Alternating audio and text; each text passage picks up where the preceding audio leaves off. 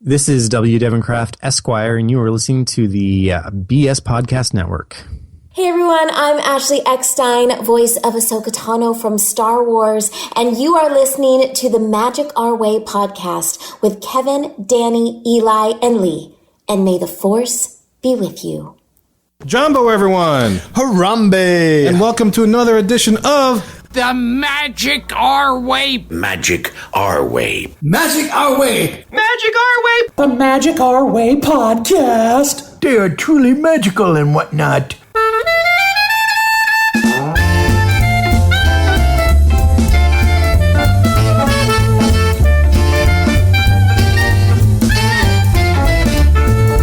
Asante Sana, everyone. You are listening to the Magic Our Way podcast from New Orleans, Louisiana, in the United States of America. We are artistic buffs talking about Disney stuff, and this is a show in which every opinion is welcome.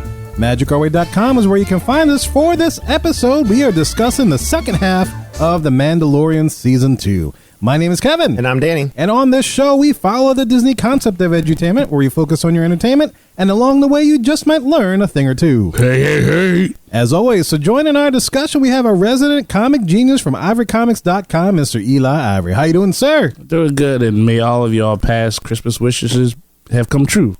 Oh, How you guys doing, man? How you doing? I feel warm with that wish now. Yeah, man. Going into New Year, man. Just bringing on some new smiles. Happy Kwanzaa, everyone. Happy Kwanzaa. We're recording this on Kwanzaa, which is a Saturday right after Christmas. Beautiful. So peace, love, prosperity, and all that.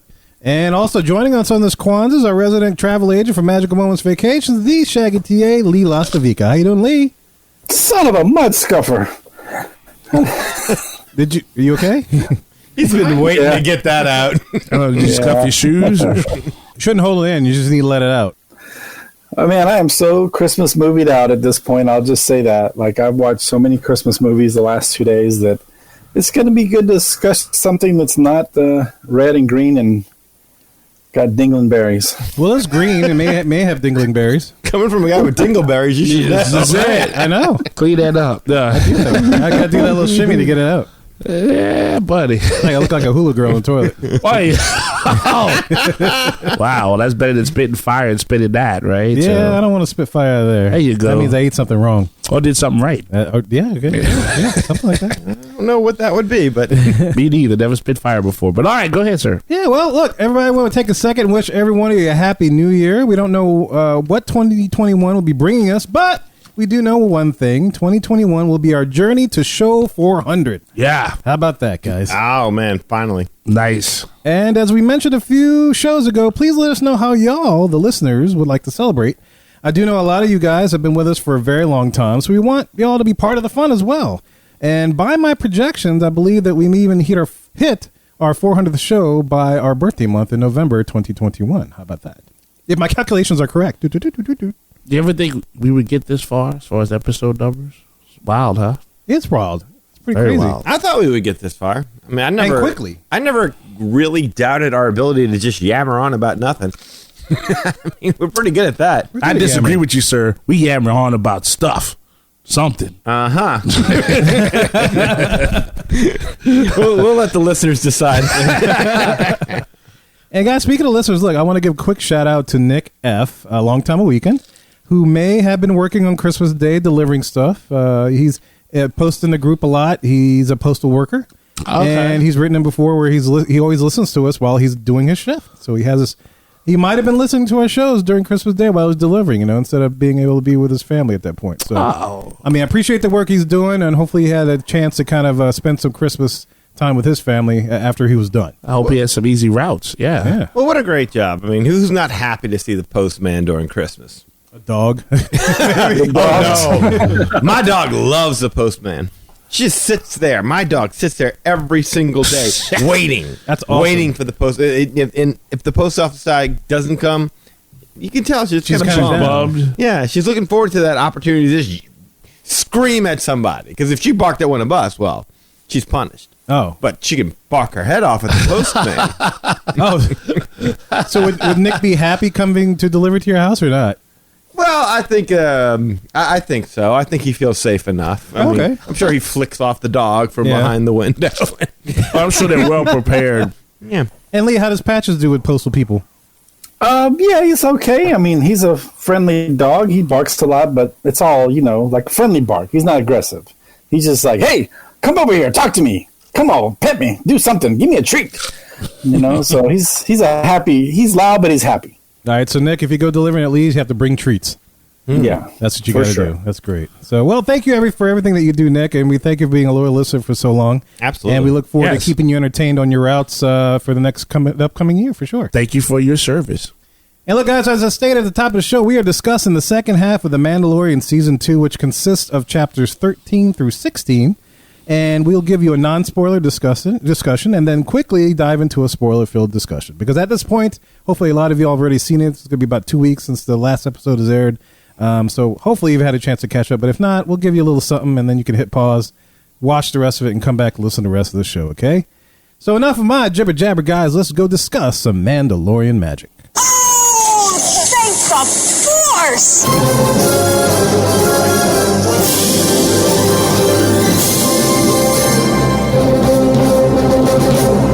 Weekends, ladies and gentlemen, here we are in the hub, the main topic segment of our show. And for this show, we are discussing the last 4 episodes of The Mandalorian Season 2, as well as our thoughts about Season 2 overall. As I mentioned in the intro, please go back and check out shows number 347 and 349, where we share our thoughts on the first half of the season. So look, by this point, you've had a couple of weeks to catch up on The Mandalorian. In case you haven't, we will start, as always, with our review shows with a quick non-spoiler discussion, but then quickly transition into a spoiler-filled discussion, and we will be sure to give you ample opportunity to hit pause before we jump right into it. The second half of the season, consisting of episodes 13 to 16, had the following episode titles: The Jedi, The Tragedy, The Believer, and The Rescue. Let's begin our non-spoiler portion of this show with our feelings about how this season wrapped up. Who would like to begin? Okay. Not everybody at once. I know everybody's probably figures somebody else is going to just jump right into it. So jump into the pool. Yeah. I couldn't imagine them. They summed it up so well. I thought that's it. That's the series finale. I don't know how they could have done any better a job in the way that they closed out this season. Mm-hmm. Like, I am completely satiated. Yeah. Nice. Maybe there's one lingering question that I might have, but I imagine that'll be addressed in that separate show. And I know they're going to do a season 3, obviously, but yeah, I mean, the storyline with Baby, I'd be fine. Like I always said, once you get rid of Baby Yoda, that's the end of the show, but I'm wondering now. Yeah, and that's something I remember if we were talking about the first half, is because we thought that maybe Baby Yoda thing would continue on, but I remember saying that I wouldn't mind if they not cancel, but complete it and then go on to a different thing about the Mandalorian, Mandalore.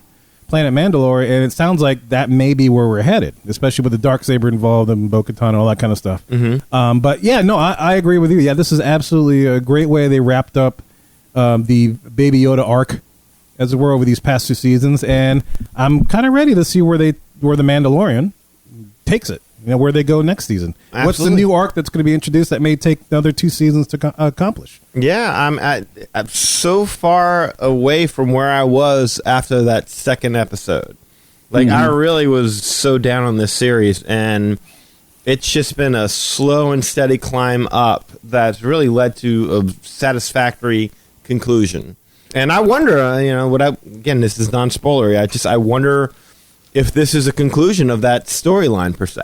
Right. Yeah. I was going to add that I was really on the same line with Danny. After the first 2 episodes, I thought, man, this is definitely the sophomore slump that we're seeing in action right now. But after that, after the 2 after that, and then these last 4, I said, man, this was probably, I thought it was better than season 1 overall. If you just take the big picture of season 1, big picture season 2. I enjoyed season 2 a lot better. These last 4 shows, probably the first one, The Jedi, was the slowest to me. There was some cool stuff at the beginning, but overall of the 4, maybe that one was the weakest, but I was still, entertained. I got some good information and had a good time watching it, but definitely the 14, 15, and 16 were just bam, bam, bam. It was great storytelling. It was great arc. You were satisfied with the way it ended. You weren't disappointed. You also didn't feel like there was some kind of weird cliffhanger that you're going to... you're going to have to wait to see what happens on the next season, but it wasn't like crap, man, now I got to wait a whole year to see what happens with this. No, it's like this is kind of done, or at least to the point where we can start something new, hopefully. Well, you always say over and over again that, or at least we have, that when you watch this show, it just feels like it caters to the fans of the extended series, shall we say, who are knowledgeable, and that you always have to run away and go research why was this cool, why was that cool. I had no such feeling in the last few episodes, really. So you felt like you didn't need to know that part to enjoy the last four episodes. That's awesome. Not at all. I'm glad to hear that. And then again, when you watch the last episode, I really do feel like you walk away, and whether you're a casual fan or a hardcore fan, you walk away with that same warmth and glow and chokiness, I guess you would say. Forced chokiness? Yes. That's what it was. I'm a man. I wasn't choking up because of what was happening on screen. It was the force choking. Get those midichlorians into you, huh? Right. The M count so high, it's choking you. Yeah, I was pleased. I would have liked some Carl Weathers towards the end, but not saying that's a downer. But you got some Gina Carano and Sasha Banks. I always know there's ain't nothing wrong with neither one of them two. Neither wrong with neither one of them two. And the last four, I agree, and I know we'll get into it in depth. But I was pleased. There was some episodes where I was like, "Yeah, well, this is kind of feeling," but I enjoyed them. I enjoyed it, and they all kind of intertwined very well together. And I think I agree it was a very nice way to end the overall arc. I was pleasantly surprised by the ending. I was like, I can't believe that. Is that what you're doing? Holy crap. I love this show. And that is not something I thought I would hear you say. No, towards the end. But yeah, it was very entertaining. And I actually went back as far as to listen to, like we were talking about this earlier before we set the recording, because we had the predictions of what we thought this show would end, and we weren't too far off. Okay. Actually, yeah. I mean, we hit some parts, but we didn't hit it like completely, but enough to say, hey, as a Star Wars fan, I would be pleased if this happened. And to a degree, it did.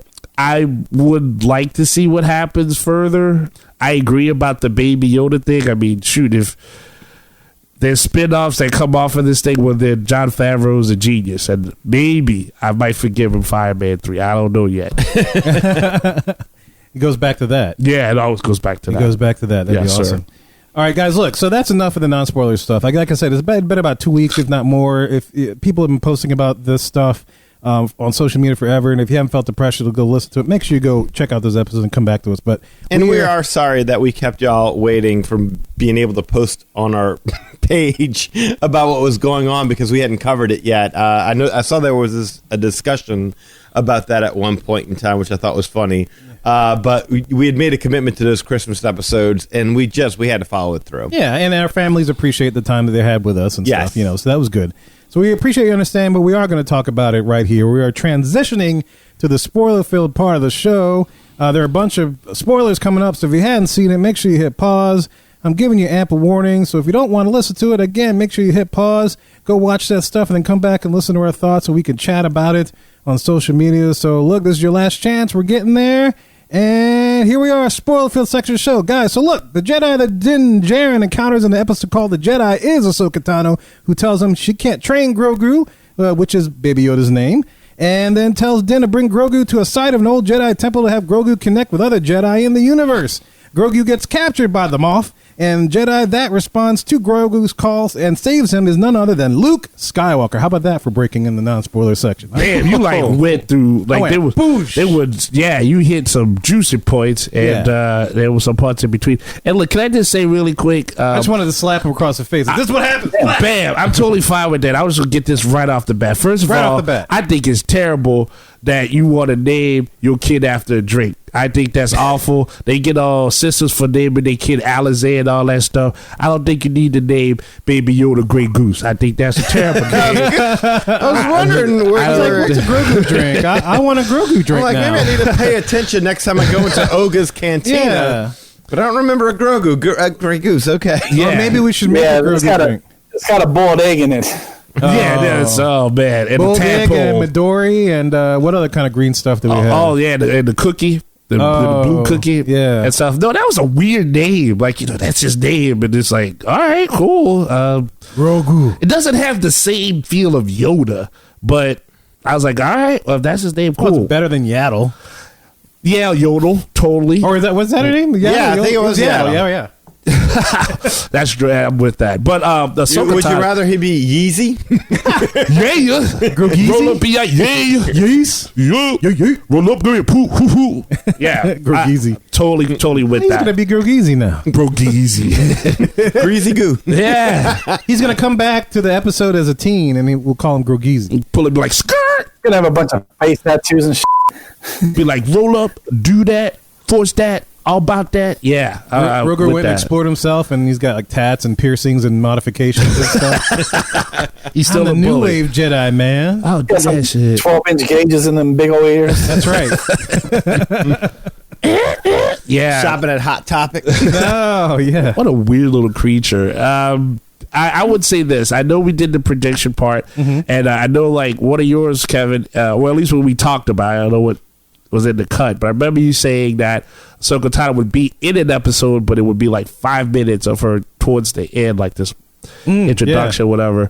And man, that introduction that they had in actual episode, which started 5 minutes in the beginning, that was badass. Like I was like, I'm not.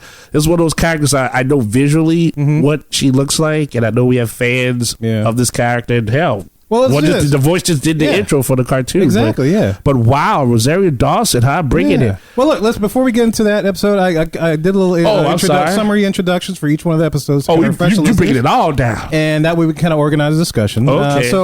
This will be like a quick refresher summary. So this is chapter 13, The Jedi. Okay? All right. And just to give you all a little concept background and summary of the story, in this episode, as instructed by Bo-Katan, Maxwell Lord travels to Corvus to find Ahsoka Tano who can help him with his quest to deliver Baby Yoda to Baby Yoda's kind.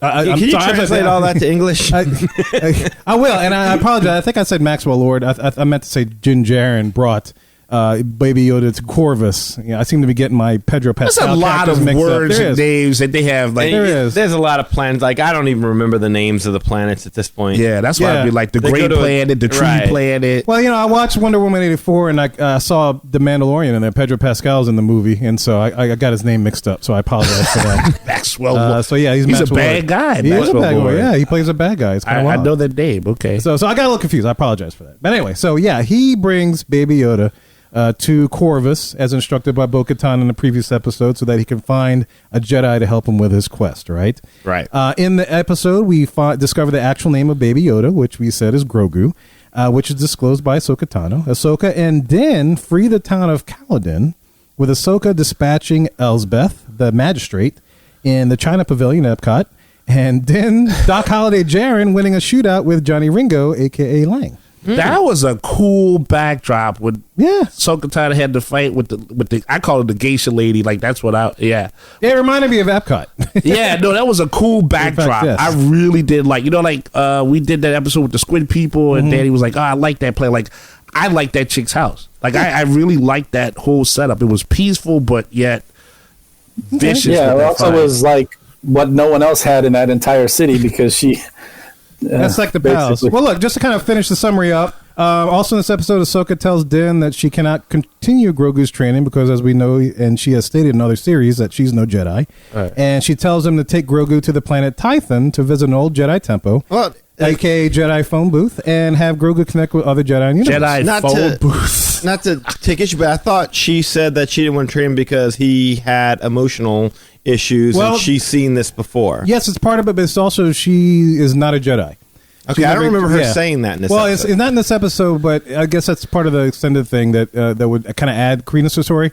It's funny because when you mentioned that, only she and Obi-Wan would be the only two people that would know what that is like. I guess Yoda too, right? Where somebody has a fear in their hearts and stuff, it would affect them and how they would be affected by the Force and what powers they would go to, whether it's the light side or dark side. She is one of the only few Jedis, or I guess she's not really a Jedi, Force-sensitive people that would understand what that could do to somebody. Fair enough. I'm just saying, I got the impression that if he had not shown that fear, she would have totally trained him. According to her. According to her, yeah. Yes. According to the show. Like, if you didn't know that she wasn't a Jedi, which most people, if they don't know all the backstory, don't, then they would just go by what she said, and what she said was that he had fear in his heart, and that could lead to, To be fair, the name of the episode is even called The Jedi. Right. That's a good point. I don't know. I mean, could this just be where they're diverging? I mean, we can get into it, and I'll let you finish your... I just wanted to be clear. Just wait a minute. I didn't get that impression. Yeah, well, I got the impression only because I knew it from other series that she was in. Yeah, and she never completed her training. So I guess that's just...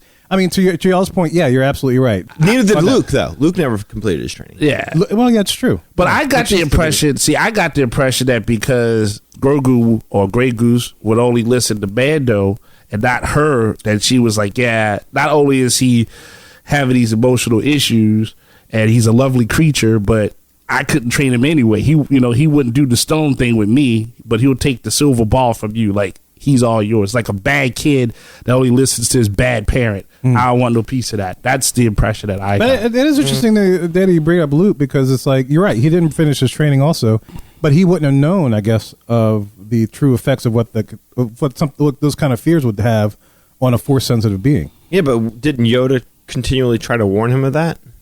Of Luke that? Yeah, yes. he did. Yeah. Okay.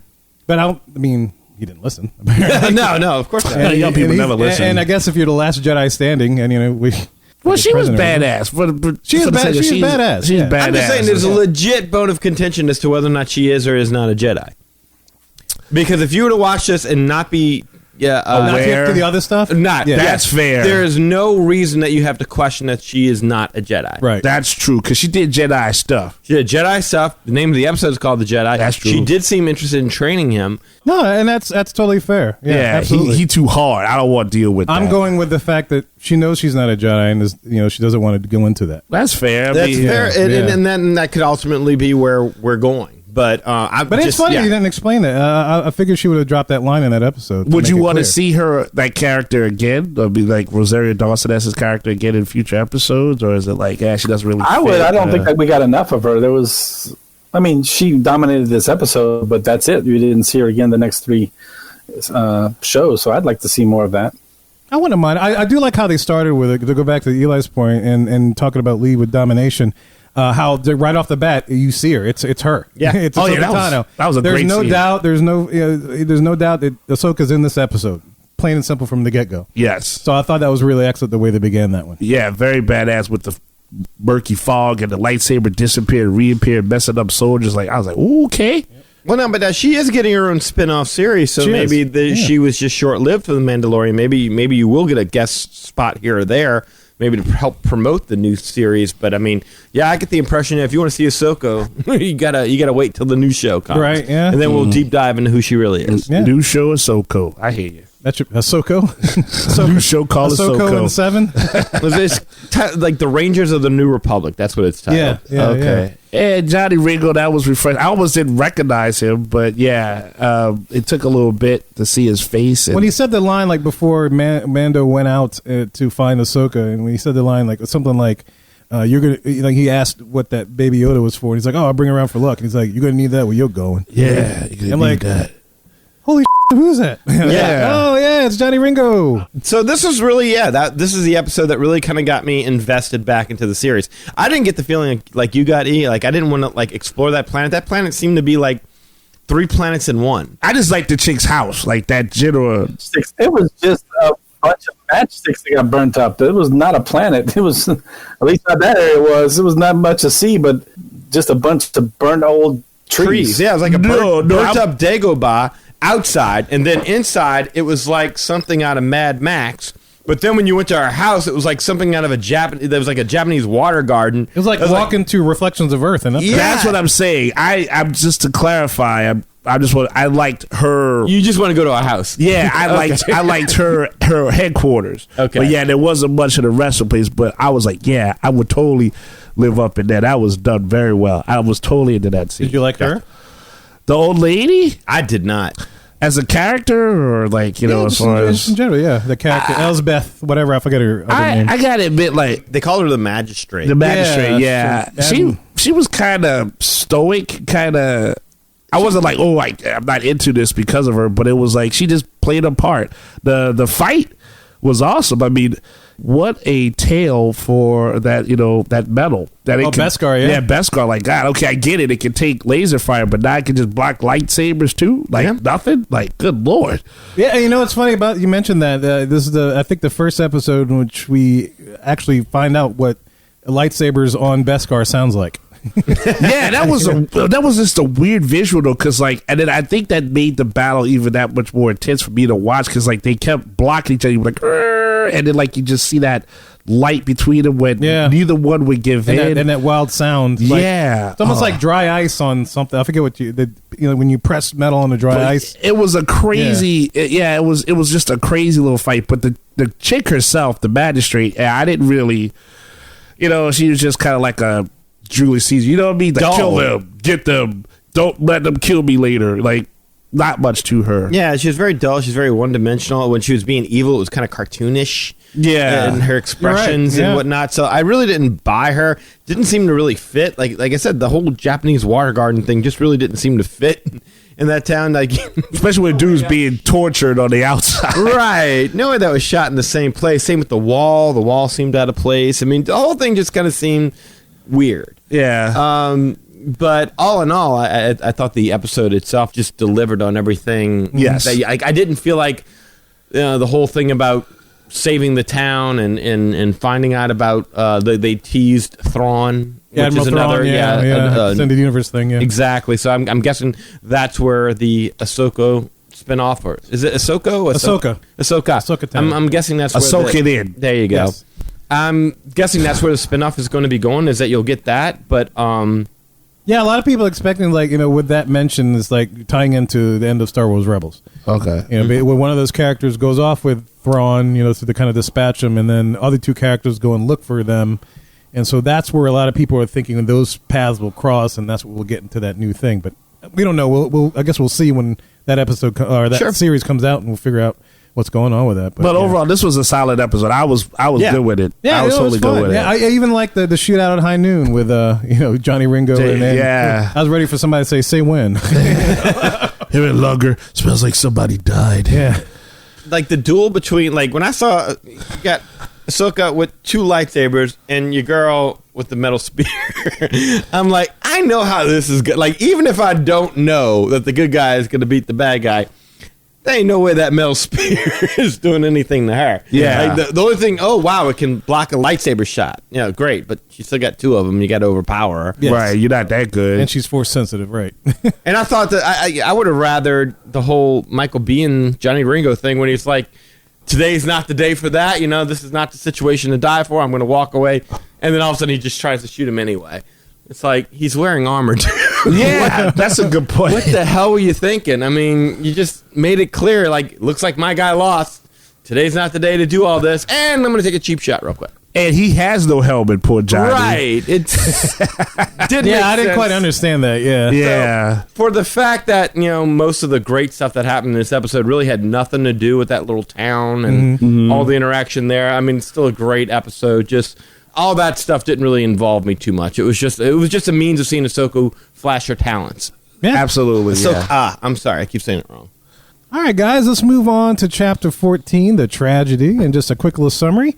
Long story short, Grogu goes into the Jedi phone booth and is surrounded by a protective field. In the meantime, Din comes across Boba Fett and Fennec Shand. We learn that Fennec is in debt to Boba for saving her life. Boba and Din struck a deal for Din to return Boba's armor in exchange for Grogu's safety. The Moff destroys the Razor Crest, a.k.a. Fallopian Crest, and then sends the Dark Troopers to get Grogu. And it just so happens that Grogu finishes his call in time for the Dark Troopers to come get him. And to honor the deal, Boba and Fennec travel in Slave One and ensure the safety of Grogu because they made that deal to return the armor in exchange for Grogu's safety, which they have not accomplished yet. So that's the essence of this episode. Where should we start? I like phone booth. That's funny because that was, I guess, a real long distance phone call, and it was like a phone call to anybody. Yeah, like a party line. Anybody that's listening, any Jedi, help me out. Here I am, this little kid. I'm tied in. Grey Goose got a party. Who wants to help me? You can find me. Here are the coordinates. I thought it would have been now. Okay, so the only thing is that they made it sound like from the previous episode that when Grey Goose gets into the phone booth that he's going to make a choice as to whether or not he was going to go with Mando or if he was going to go with whoever called him out. So I thought at some point there was going to be like some weird voice that's what I thought. Use the Force, Grogu. Or something. Yeah, like I thought it was going to be some weird thing with the telecommunication thing. I never got that impression. That's what, as far as him having to make the choice. I thought what she said was, you place him on the rock, he'll reach out to the Force. Maybe a Jedi will hear and come running. No, I thought it was he makes a choice what he wants to do once he's on the rock. Because as the man, I remember that wording happening from her, like whether he wants to continue or not. But but overall, I like the premise of it. How like they couldn't leave because he's in the phone booth, as you put it, and so all of this other transactions was happening. That poor Mando was just like, I want to get out of here. Like, I don't want to, forget this quest. Like, I just want to get out. Like, all right, kid, come on, let's go. And he can't get into the phone and he booth. can't get him, Like, I was like, man, like, I was feeling for him there. And then, like, more crap kept happening. It's almost like that one day you don't want to pay your bill because you want to, like, put the money towards something else. And then, like, your car breaks down and all this other stuff. You're like, damn, I just want to go to sleep. Because Mando likes to sleep, and I totally think he would have needed that on that day. In the past couple episodes, you're right. I didn't buy that. I didn't like the little, I didn't like the little phone booth, little time circuit thingy, path, whatever. That he couldn't break through it, right? Because it was just gimmicky. Oh, I can't get to him. I can't get to him. I can't get to him. Oh, the Dark Trooper showed up. Gone. Oh, yeah, he just showed up. It's just a gimmicky way to keep the fight going, just so you can showcase more action, more action, more action, more action, and then now when it's the worst possible moment, it's gonna just drop. I get it on the gimmicky part, but I didn't mind that. I didn't mind that.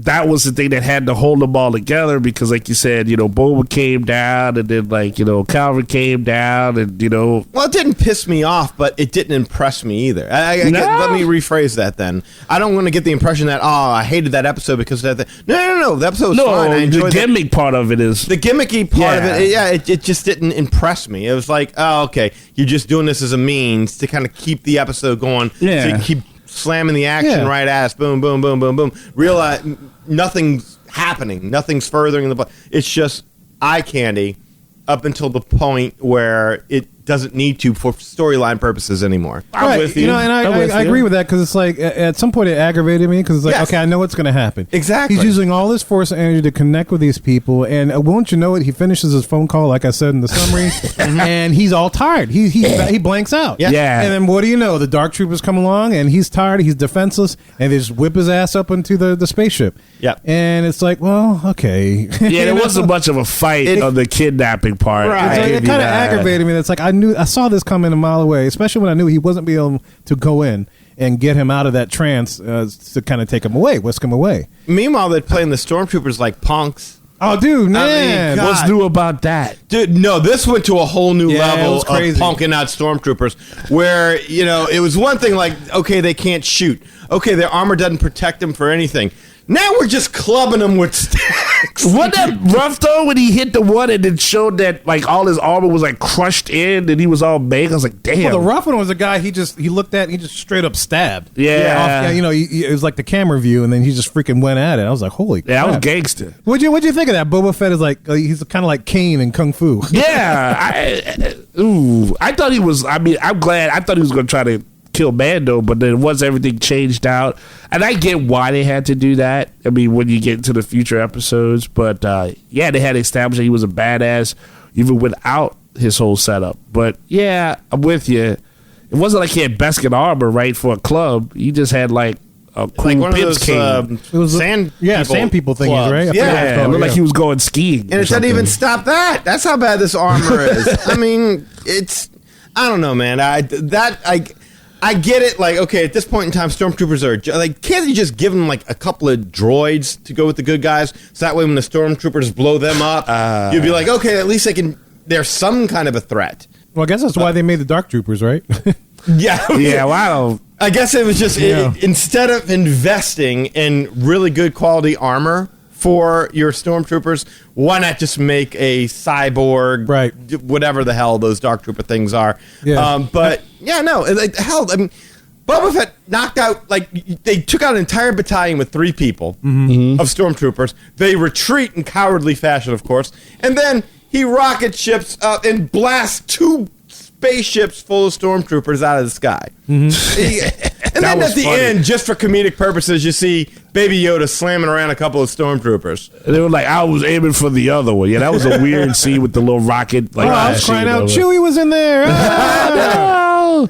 Yeah, I mean, not only that, I mean, the armor, it looked like it was made out of plastic. I mean, that stuff was just shattering left and right. I'm like they were made out of Lego sets or something. It was terrible. So, yeah, man, like, I don't get that. And this is weird to me, too. I feel like I meant to say this on the last time we did, but it seems like these series are way more violent. The deaths are more violent than the movies. You know, like people getting like actual headshots and stabbed, and on one of the first 4 shows, somebody had a knife that came out of their glove and stuff. I was like, wow, it's kind of deep, man. You got to work within the budget. Well, no, you look at Return of the Jedi, people got eaten. People got hands chopped off. People got left to digest in monsters' bellies for 1,000 years. And somehow still survived it.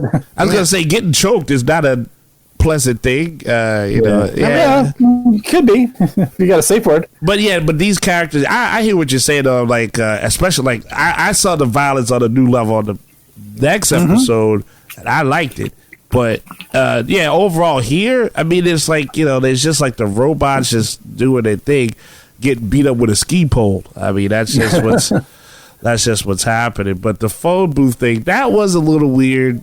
Like we were saying earlier, that's just like a crazy plot point. It was almost like pretty much like Grey Goose was held hostage. There was no place for him to go. But I mean, after you tried it 2 times, you could kind of figure out it wasn't going to work, Why you just blow up the rock? Like that's where everything was coming from. Was it's true. That's where the phone numbers were on, right? That's right. That was the phone number for whoever Jedi wanted to reach. It was like it was written in some foreign language, like for a good time, call Yoda. Exactly. 1-800 help me, please. It's like rotational dial. Yeah, it was. Yeah, like call waiting on that. Like nobody was using it. Because he couldn't get in. He was called blocked. Poor Mando. They blew up his ship. That's my only thing. Yeah. Like, damn. I mean, not just like messed it up. I mean, like, it's gone. Nothing, like, there's no coming back from that. Like, you couldn't even melt it down and make a new ship. He recovered the ball and the best card. What's it called? Spear. Spear. Yeah. That's it. Ain't nothing killing that thing. I felt invested in that ship after all the goddamn episods I saw of them trying to repair it. Yes. I totally thought there was going to be a line where he was like, I just fixed that. I really thought that was coming when it blew up. I'm like, I'm with you. I wanted a man called Mari to pop up and just shake his head. Like, man, we put good nets on that thing.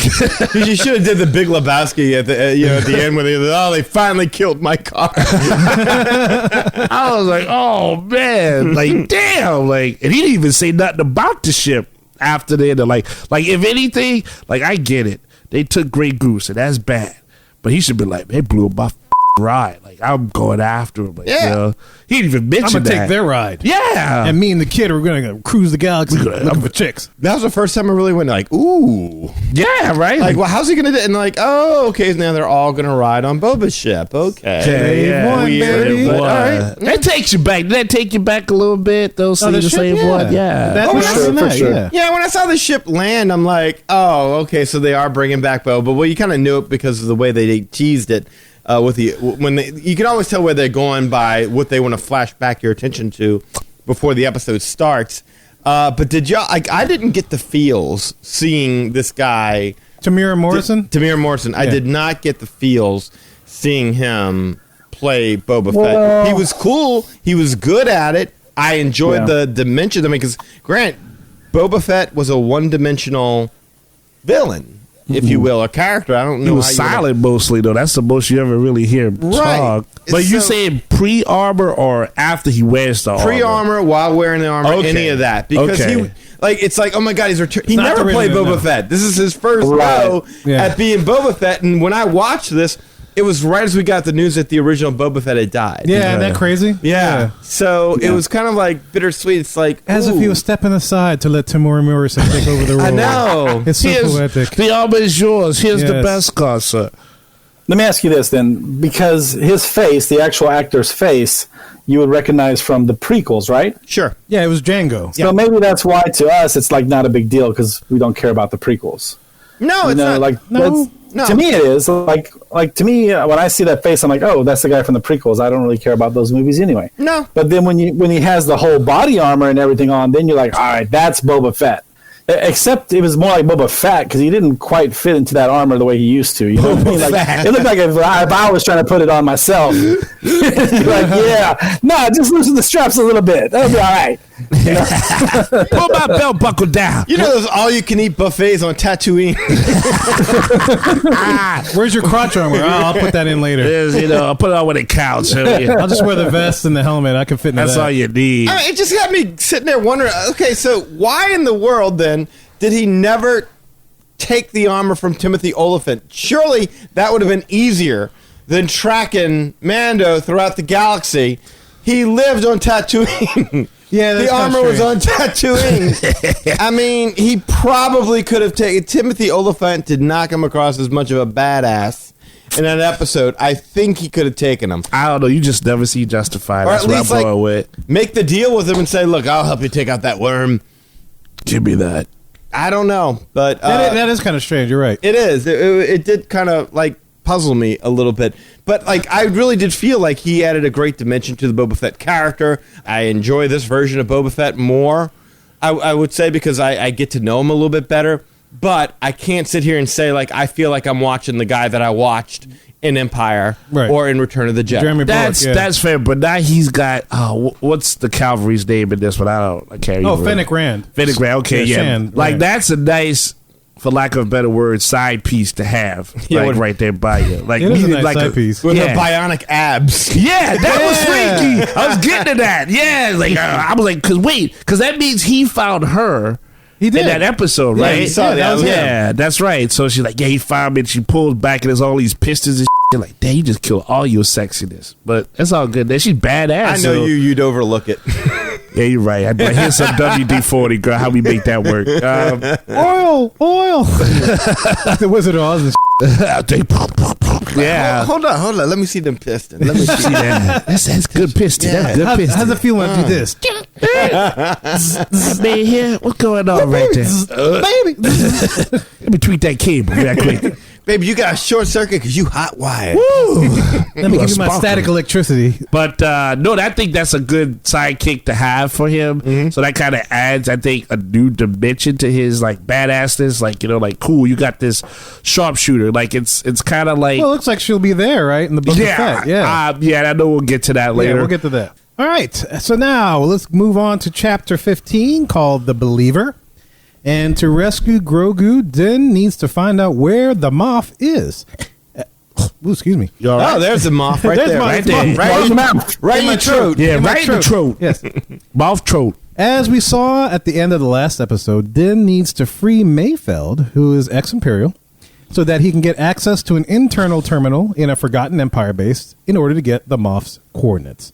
Cara Dune, now a marshal for the New Republic, uses her credentials to transfer Mayfeld from the prison's care to her care. To get into the base, Mayfeld and Din take control of a truck transporting Rhydonium back to the base.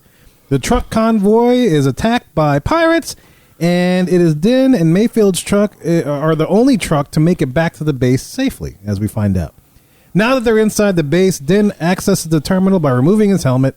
Then Mayfeld and Din blast their way out, resulting in the complete destruction of the base. Dune frees Mayfeld by conjuring up a story of him being blown up in the base, and the adventure continues.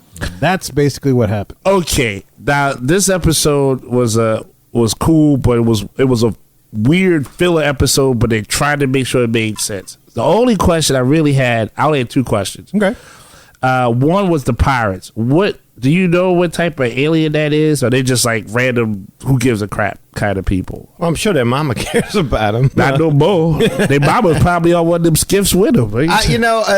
It's a fair question because I wondered the same thing because I'm like, aren't they the good guys? Well, yeah, yes, that's what. Because I thought they were one of the people that would have been with Jabba. Yeah, I know you're talking about like the people that had that wasn't axe. them. Okay. Yeah, no, I know you're talking about. I could be wrong, but I don't believe that was. No, them. I'm talking about the casting on the ship. Yes. Yeah. Okay. Yeah. I don't think that one. Yeah. I had no idea because I thought it at first, and I looked at it, and maybe I saw the wrong one, or I saw a different look to one, but it didn't look to me to be because it was blue aliens. like them, and they kind of had that same type of outfit. But no, I mean that was cool. Again, not something I was like, oh no.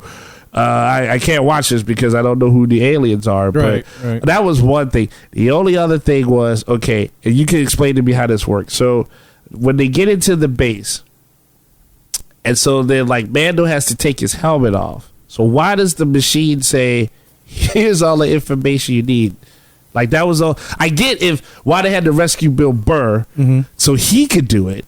But then he doesn't do it. But then when he couldn't. Right. So then Mando has to come in and he has to do it, but he has to take his face off. So he's never been a stormtrooper. He's never worked for the Empire. Well, the only thing I can think of is if am I making sense or no, it makes total sense. It's like did it need to be a specific face to open it up, or did it just need to be a human face to be like, oh, okay, you're a person, you're not a robot, we'll let you in? Well, if that's the case, that's terrible facial recognition software. I think maybe it's like a security thing. Like in order to do it, they have to take a scan of your face so they know exactly who accessed it. So if something happens, they'll know who to go look for. But he's not okay. Yeah. No. I'm not saying that you get clearance. I'm saying they record so they know who did it. Yeah, because one of the things that I remember in the episode, they say if you're not on a list of people known to the Empire, you should be okay. So that's why Kara couldn't do it, because they know her as a rebel dropper. Right, with Alderaan. Fennec couldn't do it because she's in with the Imperial. Same thing with Boba. They know who he is.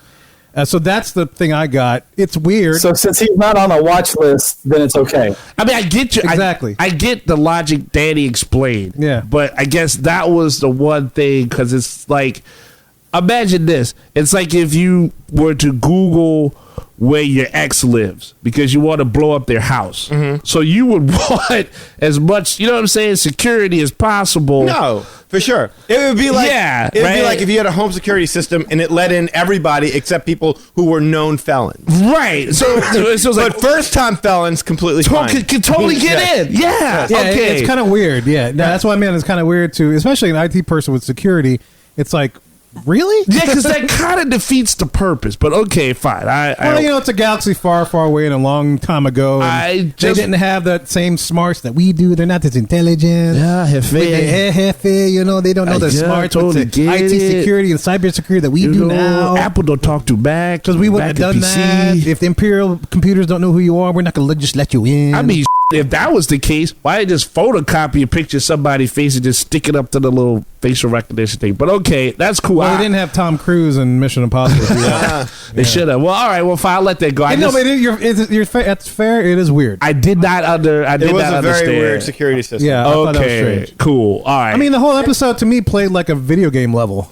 You know? Oh, all right. The whole thing was weird. This is my least favorite episode of the series. This is my one that I felt like it had the whole series out the four that we. No. I'm sorry. There's four. I'm sorry. Let me be very careful to rephrase that. I'm sorry, sir. Out of these four, no, I'm glad you helped make the second half. This was your least favorite. Okay, right? Because the other part of it is something Eli touched on also before. Yeah, the security thing messed with my mind, but the idea that they were killing these pirates who were trying to steal this, what they called it, Rhydonium, from the Empire, because they didn't want the Empire to use it for bad means, and you're watching Mando kill these guys, and some of them in comedic ways. They're rolling over them and stuff. And it's like, well, good Lord, these are the good guys, and I'm in a position to not root for them, and almost you want me to laugh at moments when they die. Well, the only thing I could get out of that is that they were on the transport, so the thing, if it blew up, they'd have died too. That's the only thing I got. But that's exactly it. Yeah, they were acting in self-interest. But it was almost like somebody's like, we can't go this long without that. We need to figure out how to get an action sequence in there somehow. And rather than showing them getting in the car and then they're in the base, we can do a Mad Max style truck chasing Fury Road. Yes, and this will be like a really great action scene. But really, they're slaughtering good guys. Yeah, it was cool though. It was cool, but there was a little bit. I would play that in a video game. Conflicted. What about that one video game? Do you remember one video game? What was it called? Moon Patrol. Moon Patrol. And they had the vehicles like those with like 8 tires, and you had to go this way, and there was stuff coming at you. And you had a cannon that shot up, and you had a cannon that shot forward, and you could jump over the rocks and stuff like that. So, it was kind of like a throwback to the 80s video games or something.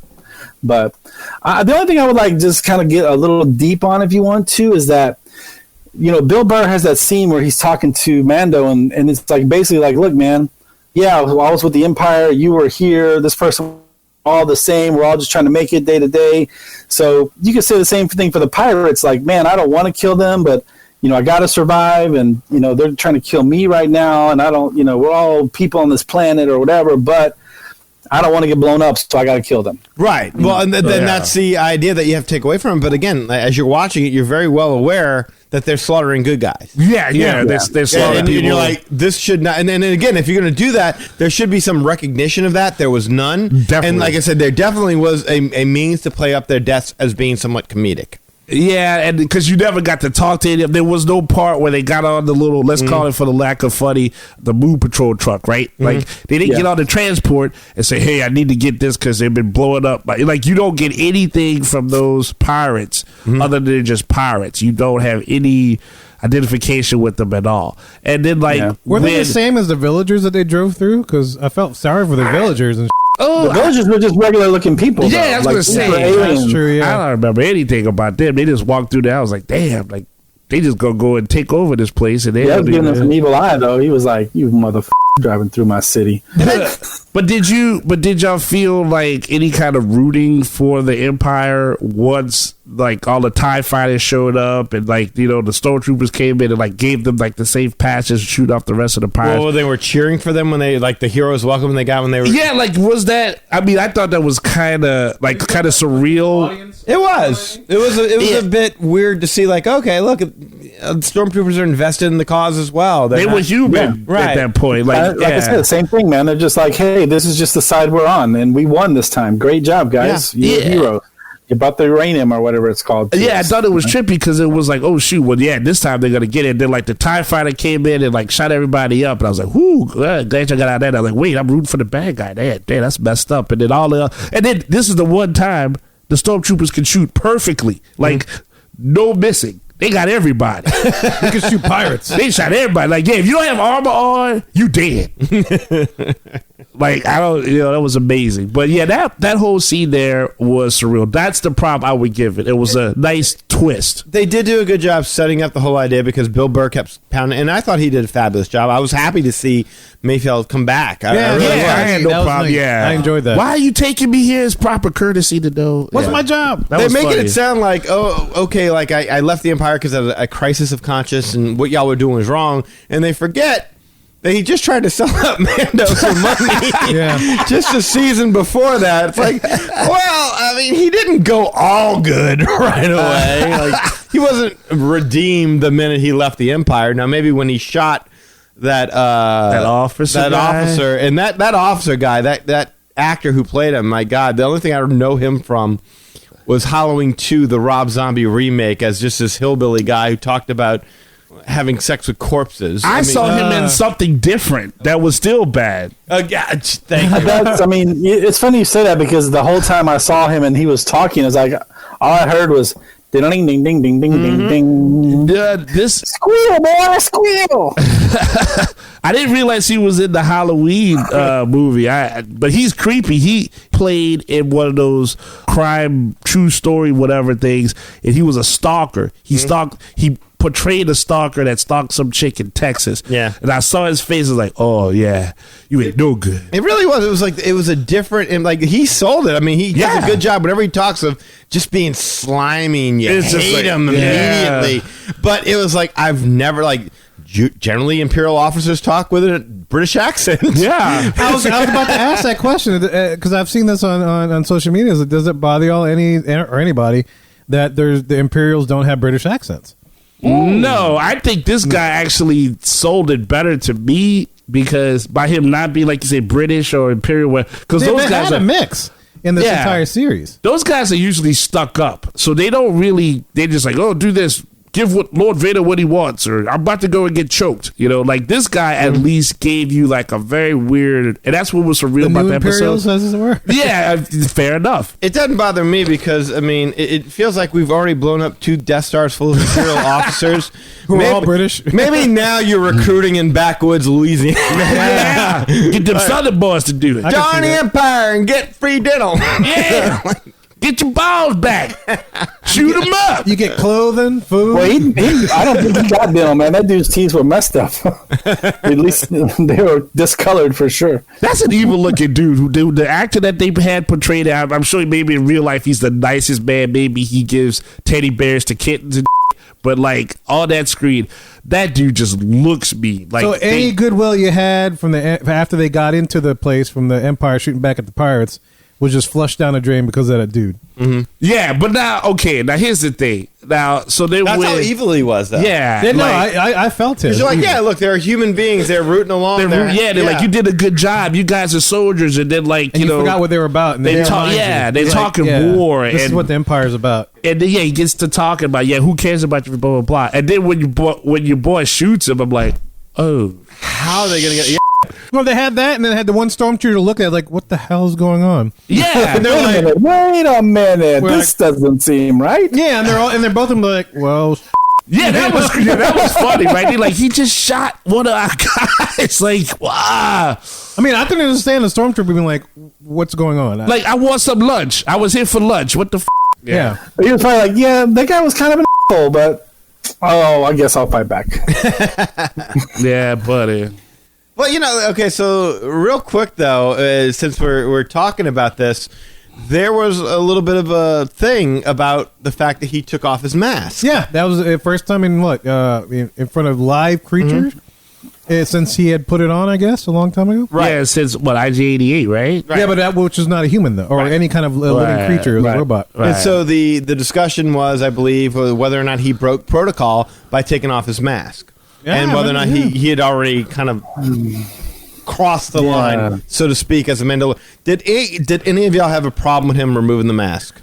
I didn't, because I felt like they were already kind of setting us up for that anyway when he met the other Mandalorians that had their masks off. Yeah. So I felt like that was the foreshadowing for some event eventually, which he would take it off.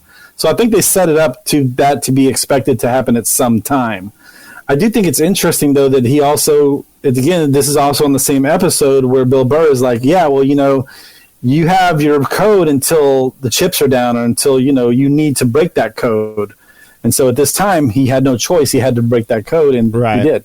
He doesn't even have a retort to that statement. That was a good thing with Bill Burr saying that, but Mando, he doesn't like, hey, look, I'm going to do what I got to do, but I'm not taking my back. Like, you don't get, he has no retort back for that, so it's kind of like, yeah, I guess you got me. Well, and that's really I should have mentioned this when we talked about the first episode of The Mandalorian that we were discussing, which would have been, chapter 13? The Jedi? Was this, really start to see the connection between Baby Yoda and the Mandalorian, Mando, or and Grey Goose, Jared, whatever you want to call him. Yeah, you really start to see how much he loves this kid. Yes, in these last 4 episodes. Yeah, and I really felt like that was that moment. That's why I did not have a problem with it, because he went in there like, I'm gonna do this, and as soon as he had to show his face, and he's like, I need this information in order to get the child back. That's the first time he removes his mask. And it's to save the child. So I like that. He had it off for a very long time. Yes, and I like that, and I like the fact that they set it up the way that they did, to kind of like, as Lee was saying, where it's like, yeah, when chips get down, you need to go ahead and get what you want. You're going to do whatever it takes to make that happen. The fact that he took it off did not bother me in the least. I know some people are like, well, technically he didn't break code because he put the Stormtrooper thing on, and then... But still, maybe by putting the Stormtrooper thing on, he did break it. There was this whole debate about that. I am just not educated enough on these masks. Excuse me, my intellect, I could not fathom such things. Well, I mean, I didn't mind it so much either, because it showed some kind of growth. He's learning more about the world. He was brought up in a very conservative Mandalorian sect. Yeah. Until he runs into Bo-Katan and like, who are these motherfuckers taking their helmets off? Wait, you're Mandalorian too? What?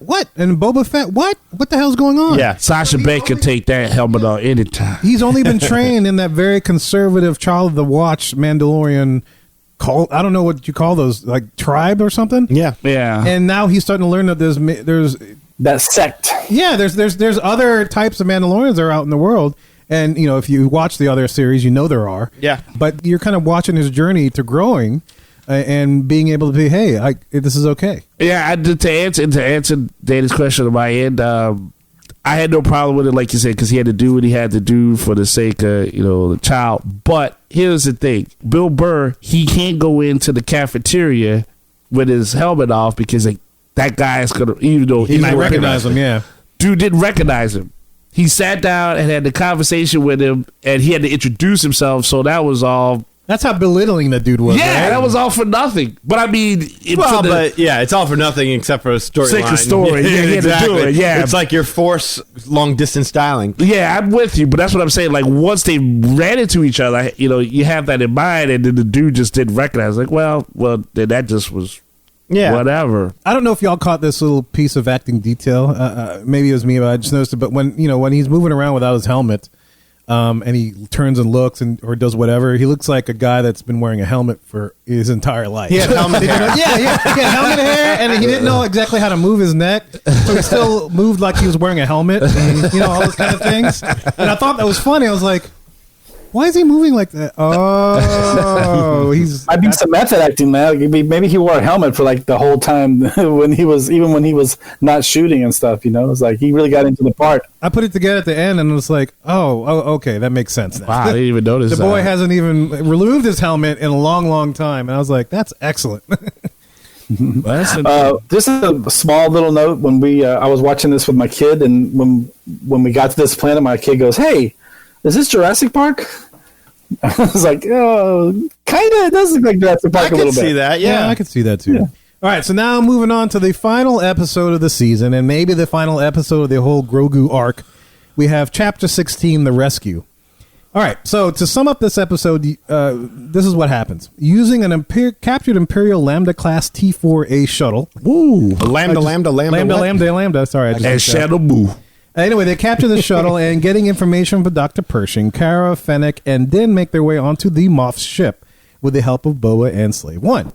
If you may recall, Dr. Pershing is the guy who was extracting M-count stuff from Grogu in the first season. Yes. Anyway, they make it onto the ship, then go solo to rescue Grogu, and the rest of the crew go over to take over the bridge and hopefully encounter the Moff with it. However, the Moff is with Grogu, and Din only gets to fight one of the Dark Troopers that he sets on him because he sent the rest of them into space. And then he conquers the Moff, thereby supposedly winning the Darksaber, right? Everyone else gets to the bridge and learns of the issue with the Darksaber with Din and Bo-Katan. Meanwhile, Dark Troopers, after having taken a complete hiatus or detour to get back to the ship, come back to the bridge to try to rescue the Moff by knocking on the door heavily. All of a sudden, an X-Wing shows up, and we see a robed figure with a green lightsaber go all Darth Vader on the Dark Troopers, and it turns out the robed figure is Luke Skywalker, accompanied by R2. Grogu and Din share a helmetless moment before he takes off for Jedi boarding school. We are then left with the Darksaber issue and the impending Book of Fett series. So that's basically all the stuff that happened. Post credits, though. Yeah. Book of Fett. Post credits. You're right. Yeah, because it surprised me. Let me just say, this is all I have to say about this episode. That was perfection. It was awesome. I didn't see that coming. No way, no how. Even when that X-Wing landed and you saw a figure emerge and he's robed, you're like, yeah, nice tease. You're not getting me. It's not him. Even when you see that lightsaber flash screen, you're like, yeah, I'm not going for this. Even when you can tell he's got a glove on, you're like, no. Nice try. Go peddle that somewhere else. And then when he pulls off the hood, and it's not like old Mark Hamill. True, right. Yeah, that's what I was expecting. Yeah, that's what I was expecting too. I mean, I was like, okay, if we're going to get Luke, we're going to get old Luke. But to get a young Luke, and that CGI was done just near perfect. As good as you could get for TV. As good as you could possibly Return get. of the Jedi gear. Oh. Yes. I could not have been any happier. And really, I couldn't have been any happier with the episode as a whole from that moment on. Because when he takes that helmet off to say goodbye to Grogu, Baby Yoda, whatever, you got to be a strong man it was to admit tough. this. Yeah. But I mean, I got the feels, and my daughter was sobbing. No, absolutely. You know, I said the words boarding school, I think, but basically that's what you're doing. You're sending your kid off to boarding school. You're not going to see him for a while. You don't know where they're going to be. Yeah, this creature that you risk life and death to save with the past few episodes. Well, you send them off, trusting that this guy's going to take care of him. And considering that this kid ages slower than most, I mean, shoot, like he was training as a Jedi before the fall of the Republic is what they said. Yeah.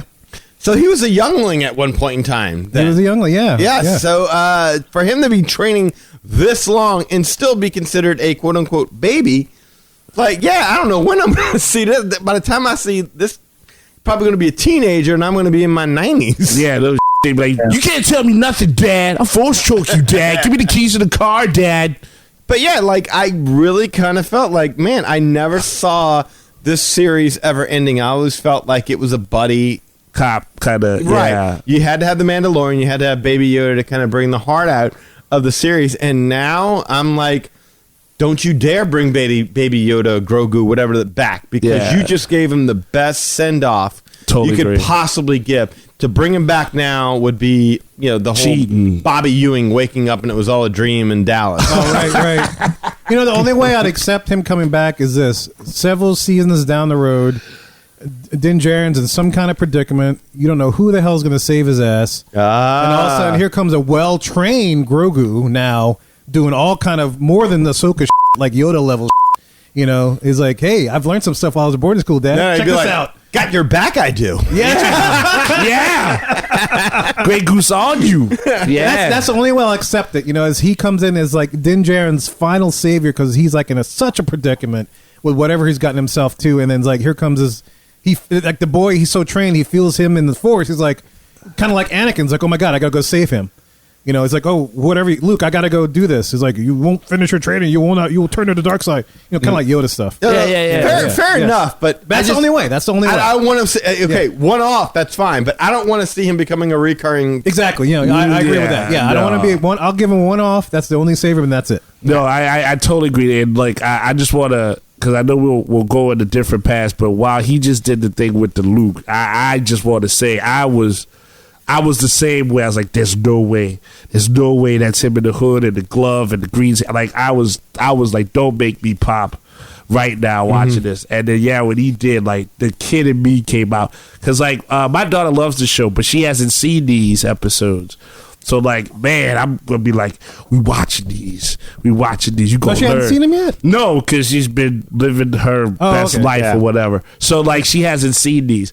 But like, when he came out and he killed all of the robots and everything, and he pulled back the head, he's like, I got Grey Goose. I was like, oh, no, because I was like, I'm tired of seeing dinosaur titty drinking Luke and all that stuff. I was like, that's the Luke Skywalker. Like, we talked about the last we had the toys. I was like, I had the Luke Skywalker Jedi, all black toy. I was like, the kid in me just came out, and I was like, Mando, he good. Grey Goose is good. He went awesome, Luke. They gave him his balls back. Yeah, they did. No, I was so pumped because like you said, it was like watching Baby Yoda go away. And he's like, well, they had that weird bond, but then at the same time, I was like, wow, his life's gonna be awesome if they make a show with those two. If it's CGI, I get it. Mark Hamill's really old, but I will give that show a shot. I'll give it a shot too. Yes, no, I agree. I'm the exact same way. And I love how they didn't give you any kind of color until much further on. You saw the Jedi land. You saw it through the black and white screens. You saw the lightsaber pop up. But the first time you see the green saber, my head's like, holy f***. Wait, okay. So my head's thinking like, wait. Okay, so Luke had a blue saber. No, he lost that saber in the Sky City. And then he built his own one, which was green because his dad said it was okay. And then it's like, holy shit, it's green. That's not Ahsoka. Is that Luke? And my kids are like, it's Luke. Shut up. Because you don't want to believe it and be disappointed. Right. And then, they had the whole scene, and then it's like he pulls off his head. I'm like, all over my face, neck, and chest. It was great. And then, the hallway scene that took me back to Rogue One, where Darth Vader just goes into the rebel ship and does the same kind of havoc. Yeah. And the words like my father.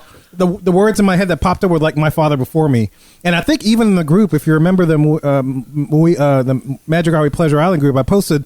The Nerdist came up, lined up the 2 videos. Rogue One with Darth Vader in the hallway with Luke in the hallway with those robots. Oh, wow. And, I mean, you could just see him just tearing ass, both like father, like son. I'm like, yes. Oh, it was awesome. This is awesome. That was awesome. Great comparison, because, I didn't even think about that comparison, but it really was that moment where you just pop, except Luke's moment lasted longer. Like, I'll never forget. I was working at home, and I was watching the last episode, and it got to that point, and all of a sudden my alarm goes off, time to go get Lily. And I got in my car, I drove to get Lily. I'm like, damn it, what's going on? I get in the carpool lane, and now I'm watching it on my phone. As we're going through the carpool lane, I'm watching it on my phone. And then I get Lily, and he still hasn't taken the hood off because he's still going through, slashing and cutting. And I pulled off to the side of the road, and Lily and I watched it on my iPhone, and she cried the entire ride home because of, like, not bawling, sobbing, like, like hysterical, like just Kevin Smith tears, like just soft tears, because oh my God, Grogu had to go away, and it's like, no, but it's so awesome. But he's going off with Luke. He's going so. Oh yeah. But see, that's the thing too. It's like for me, a question was answered because it's like thanks for the prequels, right? So I watched the prequels. I saw Obi-Wan in his prime, and there was always that nagging question that popped up when the sequels came out. It's like, God, I want to see Luke in his prime. Exactly. I want to see after he's conquered his father and brought him back from good. Now he's a really strong Jedi. Now, what could he have done? Now that he's a Jedi, he's a Jedi. He's a Jedi. Didn't we see Luke in his prime at the end of Jedi in that fight between him Last and Vader? Jedi? No, Return of the Jedi. Oh, Return of the Jedi. Okay, all right. Yeah, between him and his dad. I wouldn't call that prime. I wouldn't call that prime. That was like he graduated from college. Yeah, and then he's in the real world now. This is what we didn't get to see with Luke is after he graduates from quote unquote college, and becomes the trainer, and we didn't get to see that part of his life. You know what I'm saying? But who was there for him to fight? No, I'm saying like he became the trainer of the Jedi. And and things like that. So we didn't get to see that happen. No, that's what I'm saying, and I'm agreeing with you. That's what I'm saying. It's like we saw him take down Darth Vader. I mean, that's like him knocking out Muhammad Ali. Where was there to go from there? I mean, exactly. To Lee's point, he became a trainer because he had vanquished evil. Now, I'm sure there's some extended series somewhere that has some really great books. There's a lot of books about it. Just those I don't know. Yeah, to that knowledge, and you know what? I've never been happier to have ignorance when it comes to the extended series because I get to enjoy it all now for the first time, right? And seeing it on screen and kind of soak it in at my own pace. I never imagined myself loving an episode of The Mandalorian as much as I love this, like to the point where I could watch that every other month, just to feel good. I did, yes. I definitely watched it like that. six times since it came out. I watched it 3 times. Yeah, I watched that part. I was like, maybe get my toys out. Like that was like watching the kid that had every single Star Wars toy on the table. Like, yeah, I'm doing this and that. The only thing like you said with the stuff with the Prime, like it was cool watching. Trust me, it was cool watching Luke come back and cut up the droids and crush everything. But then, like when we had to do the show, I was like, I gotta find the one creative thing that I would have been like, it would have been just a little teeny tiny bit more awesome than that. Before you say that, you know what? I had the exact same mindset. I'm like, I'm looking back because I need. You know what I'm about to say? No. I don't know what you're about to say because I'm saying I need to look back because I need to find. There's got to be one thing I can criticize because I can't just get on here and do this show and just be like, man, that episode was just perfection. I've got to be able to. Mild critique. They could have done this better. What about this? And some insight, and I had nothing. And I was going to go into it a third time, and I'm like, what are you trying to accomplish? Why do you want to peek behind the curtain? Why do you want to see the Wizard of Oz so badly? Yeah. You're trying to make yourself not like this at this point in time. Just be fair. Just walk away and just like it. So, no. Having said that, I respect where you're coming from because I always try to look at it from both sides as well. So I'm curious to see what you came up with. I'm not going to say that the episode did not suck. The episode was beautiful. Brilliant. Yeah, it was brilliant. I mean, I wasn't too worried about Grey Goose getting shacked up with them little Mignon Faget bracelets and stuff like that and all that. But I mean, the sequence for Mando was cool. The only thing is, and this is just talking as a adult that had a kid's heart after seeing that episode was like, man, how cool would that have been to have had that lightsaber, dark saber fight? Oh, battle? Yeah, because then now you correct me if I'm wrong. Maybe it's been done in another form of some sort, but like you still never really got to see. Well, you got to see the Darksaber versus Beskar. I get it. Beskar is awesome. Oh, you got a whole other third season coming up. I'm talking about now, baby, now. What, you didn't get enough? Because I just saw Luke Skywalker come back. I wanted more after that. Oh, dude, see, that's what I'm saying. Like, Well, you've always been a fan of the lightsaber fights. I remember that. Yes. When we were talking about past Yes. Star Wars episodes and stuff. But I guess, like, and again, it's not to say the episode was terrible because it didn't happen. It's just to say, as a But you saw a Darksaber fight. Yeah, I saw a Darksaber fight, but I guess the thing was like, I didn't know a lightsaber. You know what I'm saying? I didn't know a lightsaber was happening towards the end of that. You took that to the crescendo that it needed to go. You had, Gina Carano with the Gatling gun, and you had like everybody doing their thing. It was awesome. It was just that I didn't know there was a lightsaber that was going to show up, and I have never seen the lightsaber versus Darksaber fight. You just want to see that happen, yeah. Yeah, that's it. I think that's a little bit. I think it's a little bit greedy. I don't mind being greedy. I'm paying $79 a year for the Disney Plus now. Nothing wrong being greedy, but nothing wrong with asking now. You got to ask. I mean, how do you not feel like you just shot your wad at the end of that, and you need a nap? I'm not saying that was over, and be like, all right, when I'm through napping and my refractory period has passed, okay, and now it's time to come back for season 3. You better show me this. I'm just saying, because I'm with you. I get it. The Darksaber's powerful. I got a little bit more of a insight into what makes it so powerful. But what happens when a Darksaber and a lightsaber touch? I'm with you. I would like to see that as well. Having said that, I don't necessarily think that was the time for it. Okay, well, here's the thing. So I was satisfied so good, I put my thumb in my mouth, went to sleep after the episode was done. And no, that's a good... I was pleased. I don't want to give off the impression I wasn't. Yeah, I didn't think Star Wars could make me feel again. Yeah, I really did not think Star Wars could make me feel again. And that's a comment I hear a lot from a lot of people, especially when I'm reading. It's like, really? This is why I avoid all this. Yeah, and it's like, I'll read this stuff, after, I've watched the episode a couple of times, and, I'll stumble upon things because my weekends post things, so I'll read it, and then I'll get things suggested to me to read, so I'll read it and check it out. But yeah, a lot of people are just like, I never thought I could feel this way about Star Wars again. Yeah. And, they post memes like Favreau, carrying the Star Wars universe on his back. All kind of stuff is like, I brought the balls back to the Star Wars universe, that kind of stuff. I follow a comic book artist, a professional comic book artist, and that was the thing I described, that he was like, Favreau on the last episode of Mandalorian was literally a picture of just 2 kids that were like screaming, and they had every Star Wars toy possible on a table, and they were just like going crazy with it. And that's kind of how I was like, okay, yeah, that makes sense. The dude has every toy in the sandbox, and he's just going at it. But I don't know if to the last point there, I don't know if I'm gonna see Luke again. So if there's somebody, and I like Ahsoka Tano, there was nothing wrong with that, but I mean, Luke my guy. I mean, that Luke, if I could just the Luke with the lightsaber, I'm sorry. Now they get their own show. That's like continuing to watch wrestling and being like, The Rock is my guy. Well, Rock is never coming back to wrestle full time. I know. Stone Cold's my guy. So you'll get those little brief appearances every once in a while that really gives you the feels. But the question is, how well did they pass the torch? And the Luke scene, as great as it was, I feel you. As great as it was, what got the bigger reaction, like emotionally? Was that moment, or was it the moment where he took off his mask to look Baby Yoda, eye to eye? Yeah, the little Grey Goose touch his face with the little claw and everything. And like Luke, like Darth Vader said to Luke, "Let me look upon you with my own eyes." Yeah, that was touching. No, absolutely. Like I said, Luke like father, like son. Luke was making me feel like a kid, but no, And then R2-D2 geeking out when he sees Yoda, like, "Oh my God, you're that little dude that we used to see."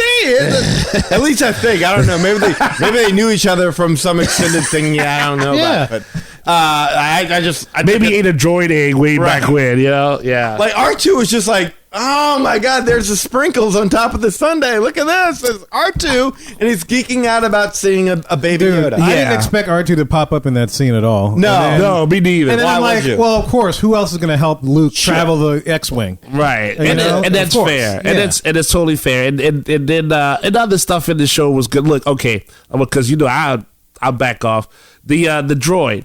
The droid fight with Mando, that he's fighting the one droid like that the Dark Trooper, yeah, the Dark Trooper, like that whole scene with them. They had a pretty good build up. Their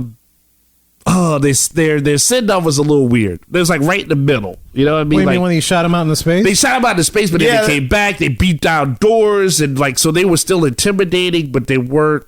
They didn't scare me. Then he fought the one. We never got the full fight of the platoon versus them. Yeah, he fought Mando, beat the crap out of his helmet, and nothing happened. But they did a good enough job of convincing you that if the Dark Troopers would have stormed, they would have won. They would have won. Yeah, so that was thank you. That That's where I was means going. they got the Dark Troopers over. The only thing I would say is that they used that technique when they shot him out into space.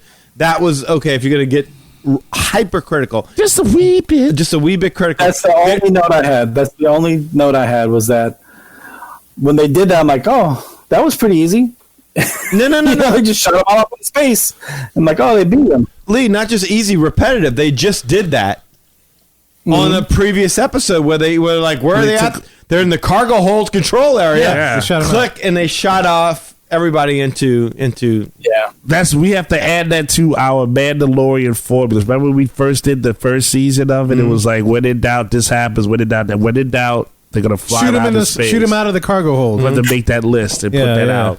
Yeah, I'd never seen that before. Now that's twice I've seen it in one season. But if you want to be hypercritical, I mean, they employed that technique twice, and they probably should have saved it for the Dark Troopers because that would have been like, whoa. Because the Dark Troopers could actually fly. They had like jets on their feet and stuff. Sure, but I mean, so they could come back. The other guys couldn't come back at all. They were just like dead. Such an inventive way to take out an enemy. But they had the biggest build-up for this season. You saw them being created. Oh. You saw them when they had build-up. I'm saying like you said, they got over the last 5 episodes. Right. Sure, fair enough. You saw Moff Gideon walk out. He's like, boom, here are new troopers, and then like, bam, they're kidnapping. Grey Goose and stuff, and they're doing their thing. Well, the last part of that buildup is Dr. Pershing saying that they removed the human element from the suits and just created like stormtrooper droids. So okay, I'll give you another one. Okay, one small itty bitty critique. Go for it. If they looked a little like Rock'em Sock'em robots. Yes. When they were punching the dude like that, I mean, I'm like, that is so Rock'em Sock'em robots. But I mean, back in now that we know the timeline of this series, Rock'em Sock'em was rocking. Oh, Battlestar Galactica robots, those old school ones. Oh, I guess that's is that a meme too already? No, but it should be. Okay, we can create that. We have the technology. If I finally came up with an original observation, to me, all these observations are original because I've not looked at anything. You have not talked to us about it since right now. We've not talked to one another. But this is one thing about the overarching thing from this episode is that people now have an idea when this Mandalorian episode series is taking place. Very because there's always a lot of discussion in Star Wars groups when is it supposed to happen, this, that, and the other. But then now it's definitive where it is based upon Luke's age and whatnot. This is the episode that made it great.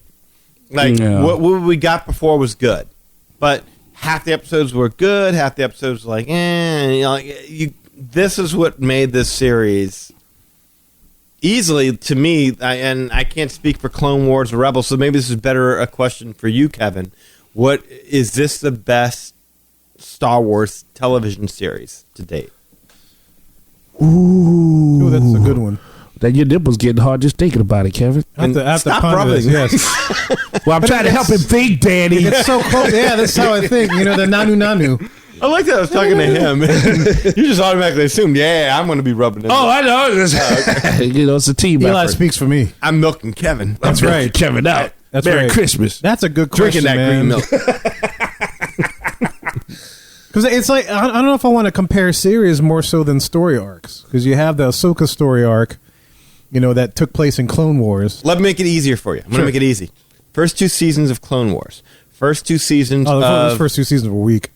Okay, of Clone Wars. That's first 2 seasons of Clone Wars. First 2 seasons of Rebels. First 2 seasons of The Mandalorian. Which one do you go? I'll take the first 2 seasons of Mandalorian. Okay. Rebels right next to it, and then Clone Wars after that. But is that rough to say though? Because Mandalorian is that safe to say that's the first live action Star Wars television show, like series wise, episodic television? I'd say so, yeah. Because the other ones is all CGI. Yeah. So yeah, I think it is, isn't it? Yeah, it is. Yeah, I was gonna say. So all the that's other ones tough. are cartoon. Yeah, so that's kind of tough. I mean, you But take Dancing it's the all Wiz. about, it's all about story. Because you can't, Carl Weathers in this one. I mean, I was already over the moon on that. I mean, when you compare first 2 seasons, the strongest one I believe is Mandalorian, with a Rebel not that far behind. It's not close, but not that far behind. And Clone Wars first 2 seasons was kind of weak. Clone Wars, I think, it didn't really get going until they got past maybe like 3rd season, 4th season, around there, where it really started happening. That's what I don't understand. Like the drive to stick with it. Like, once you get past like the first 60-something episodes. Yeah, but that's the thing. We can only say that after we've seen everything. Sure. When we were first seeing it, it's like, oh, cool, a Star Wars cartoon. But then it's like when you look back on it after you binge watch everything, it's like, oh, especially the first movie that they did, Clone Wars, oh, that was really weak. And then it's like everything was cool once you got into the whole Ahsoka story arc with all that kind of stuff. Yeah, it was pretty cool. See, I have to sit down and watch, because like I watched Clone Wars, and I'm not delving. I only went at 5 episodes when it was like, I was like, oh, cool, it's Yoda. And then like they had like all the weird villains that he had to fight in this planet or something, but I didn't know anything about the villains that he fought. So I was kind of like, I'll come back to this later. You know what I'm saying? In this one, like you said, I think it being live action is always a different thing. I mean, it can actually backfire it in a sense. Like if the show wasn't good, there's only a limited amount of effects and stuff that you could do in a live action that you can just go all out on the CGI. So that's saying a lot that, you dig The Mandalorian more. Yeah. No, I have a prediction for the Mandalorian series for this. And I think that's a good way to close it out. Yeah, I think their success is going to be kind of like what Agents of S.H.I.E.L.D. has gone through. Agents of S.H.I.E.L.D. went through several seasons. They went through several overlapping season story arcs. There were several in there. And by them closing out the Grogu part after 2 seasons, I kind of see that happening with this series, kind of like Agents of S.H.I.E.L.D., where they had like several seasons or one big-ass season that had one big story arc. And they resolved it, but there was like a background thing that kind of kept going, but it was still different story arcs that were happening through the series. Because I like Agents of S.H.I.E.L.D. I enjoy that series, and it just it ended this past year. But I can see that their Mandalorian success being that same kind of thing. I think the next whatever story arc we have, which I'm predicting to be the whole Mandalore issue, which would be great because that'll kind of revisit back into stuff that I learned in Clone Wars. Because I want to see how they're going to resolve this. There's an issue with Bo-Katan and Din Djarin. Is he's going to be the one to unite Mandalore or whatever else? That's for me. I'll be curious to know that answer. All right, well, can I pause real quick? Yes. Okay, so does that mean that you believe Grogu is done? We're not going to see Grogu in season 3 unless it's in a cameo role. Exactly. I'll stand by that. Grogu is done. He's off to study with Luke to continue his training. Who knows what's happening with Luke? I know Luke had all the issues with Leia's son and all that, his nephew, and I don't know how that ties into the new trilogy, whatever. But I know I think he's done. He may come. The only way I'll accept him coming back, like I mentioned before, is if it's like a last-ditch effort. There's no one else that can save Din Djarin. He's in some kind of crazy-ass pickle because of the damn whatever. I don't know. And the only person that saves him is his kid. Okay. Comes back and says, hey, I've been doing good, Pops. Check this out. Fair enough. And that's it. I think they move on to a different story arc, and I think this next story arc will be completely about Mandalore and the Mandalorians in the Mandalorian episodes, I would agree. Okay, Lee, call your shot. Well, Go ahead. I just have a question for Kevin then. Yes. Who do you predict will be the next whatever to sell a ton of merchandise? Are we going to have a baby Mando, little helmets, and like what's going to replace Baby Yoda to sell a ton of merchandise in the parks? That is an excellent question. That is a really well thought out question, Lee. I think you're going to have action figures of Mandalorians of various cults and tribes and colors and stuff. But so we're not going to have like a little cute baby something or other. I think they're going to go for there's going to be a little kind of like when we were growing up with the Star Wars figures and stuff. I think you're going to have those different little characters pop back up. You know what? He's right. Baby Yoda's their cash cow. Baby Yoda's not going nowhere. Now you gonna want Baby Yoda even more because that's like the girl that you wanted to stay that's leaving, and she'd even leave a pair of drawers in your apartment. Okay, but you have paid attention to the Disney company over the last couple of years, I would say, and they tend to make, if those ratings go down an eighth of a point, it's you better get that Baby Yoda back on that freaking ship. They're going to take the helmet off and bring back Baby Yoda. Right? I was going to say, yeah, but that's okay. But here's the thing. So remember when we first started talking about this, and so they were like, why haven't they made a Baby Yoda toy? Because they didn't know how the season was going to, they didn't know how anything was going to work. So now they've started to make the toy. They've already invested in manufacturing the toy. That toy's not going anywhere. And now that the season is ended and this toy, the character is gone, I would imagine they figure that's going to make consumers want the toy more. But okay, no. But I think you're hypothesizing because you got to think about how kids grow up. You're going to have a generation. I think like adults buying this.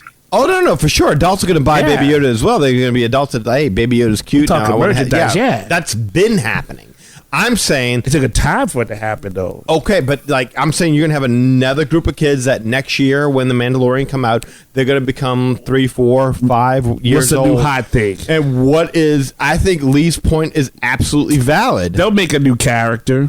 You really think so? Is it that easy for Star Wars to just make a new character we're all gonna love? Look at the new trilogy. First of all, it's not about loving; it's about buying. That's right. Loving leads to buying. Okay, you can have. Okay, fair enough. Let's say I just think you're shitting on Lee's. I'm not shitting on his point. He has a great point. Right. I think he has a great point. Well, I'm going to put my money on action figures, and kind of like when we were growing up, where you wanted the AT-AT Walker, you wanted the Millennium Falcon play piece. Yeah, you want the Dark Troopers. I'm going to go with that prediction. I thought you were saying that. What's the next hot thing? No, I'm not asking what the next hot thing is. I'm saying. But I also think that's like, okay, that's going to appeal to boys, action figures, laser guns, helmets, etc., where Baby Yoda appeals to everyone. Boys, girls, kids, moms, dads. Yeah, but you got a whole female Mandalorian squadron.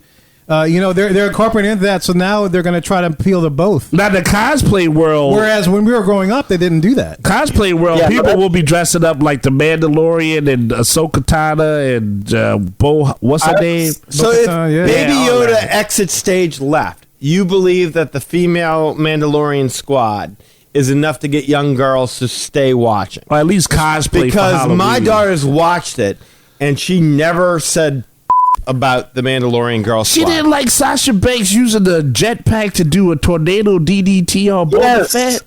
That was awesome. So she's a girl. She wants them to talk about their feelings and work things out. Well, I don't know, man. I did notice that. That's fair. These last episodes were very female heavy. And I'm not saying that's good or bad. It's something I noticed. There's a lot of female. I'm fine with that aspect of it. It could be female heavy, but I think what you said, you summed it up the best. That was great. It appeals to everyone. It appeals to adults. It appeals to kids. It appeals to boys. It appeals to girls. And you're just going to let this character ride off in the sunset with maybe an occasional cameo. It's a little hard to believe that they're just going to let that happen. So you think they'll put it like a Jedi story? Happen, yeah. You think they put it in a Jedi story? I think they're going to in the sunset. Yeah. I think they're going to try to let it happen. Yeah. But I think some suit, maybe named Chapek, is going to be like, you got to put his name on the stamp. I hear that, dude. We were doing really well. We had the hottest thing with Baby Yoda, and y'all wrote him out of the series. Bring him back. Figure out a way to bring him back. I think Baby Yoda was a good reason why kids were tuning in. Do you think that's very accurate. Are going to be tuning in now if Baby Yoda's gone?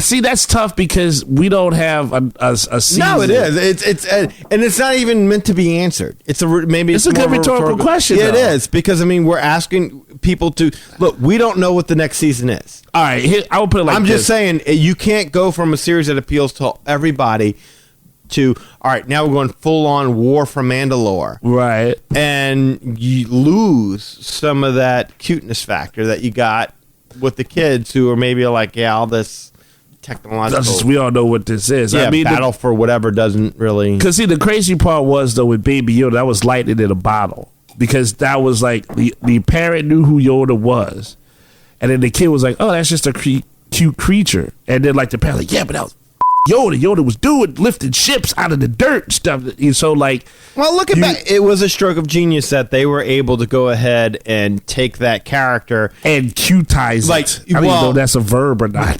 No, that's the best way to put it. And I think you're right. And look, I never was the biggest fan of the cuteness of Baby Yoda, but they sold me on the relationship between Mando and Baby Yoda. So, like, I don't have a problem with Baby Yoda disappearing. I'm with Kevin here. Yeah. I do think that the logical next stepping off point is to go a different direction. But Lee's point about, but money, okay, goes a long way with Disney.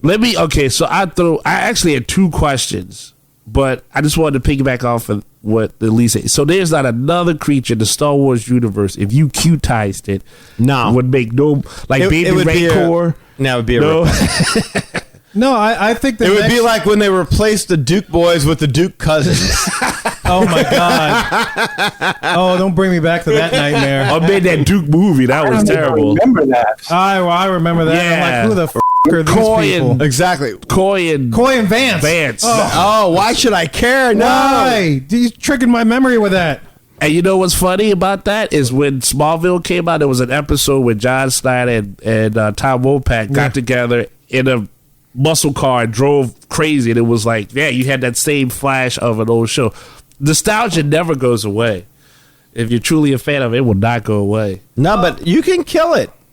Oh, no, there's no argument with that. If you're rich enough, you can kill it. Absolutely. Yeah, my predictions, they go with the strong female characters.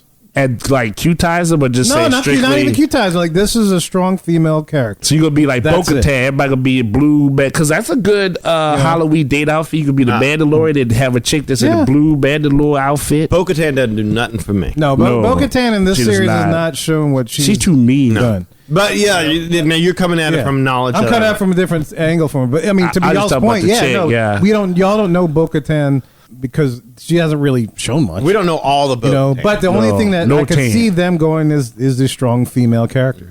You know, they maybe a series of maybe a couple of different Rey-like people. You know, where people like females can latch onto and stuff. I thought you meant Ray, like Princess and the Frog, would be like, that's my Bo-Katan down there. Oh, dude, I'd love some Cajun Mandalorians. Cajun-lorians. Cajun-lorians. Man, we need some extra help for this battle. Who can we get? Oh, they got those dudes down the bayou. No, man, they're crazy. Well, now what I do down there, just wrestling this gator here with a jump back go around down there. You know, the Coon-Ass-Lorians. Oh, man. Yeah. Well, I know you're about to wrap it up. Yes. So this is my last question. So is there any...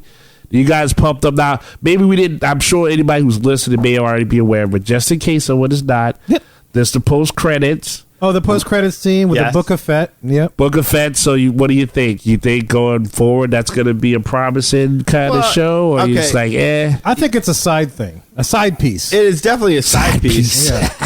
I'm mad at them for making me wait to get the explanation for how Boba Fett escaped the Sarlacc pit. I am mad at that. Fair. Yeah, because that was the one thing I was hoping for. I'm like, I want an explanation. Like, I know I can look it up and find it and Wikipedia it and find out exactly how he did it in the extended series and whatnot. But I'm like, no, I want them to tell it to me. I don't think there was ever an answer, to be honest. It wasn't. Yeah. And then when I'm watching the show, also they cut to Jabba's palace and here comes Boba Fett. And I'm like, here we go. They're going to say it. And no, he just sits down on the throne. Kills Bib Fortuna and all that stuff. So that was like the only thing to me that they did not really Boba, deliver I thought you were dead. I never did. You. Here's a ski pole in your eye. He didn't say that. Boba didn't say that. That would have been funny if he did, though, right? No, he didn't even give him words. He just straight up shot him. He straight up. Then the girl did all the work. I like how Bib Fortuna kind of got fat over the years. Fat. Oh yeah, he's been eating a lot of tuna. He's been sitting on that throne too long. Got him a blue cheek dancer. Give him 10 more years, and then Bib will shoot first.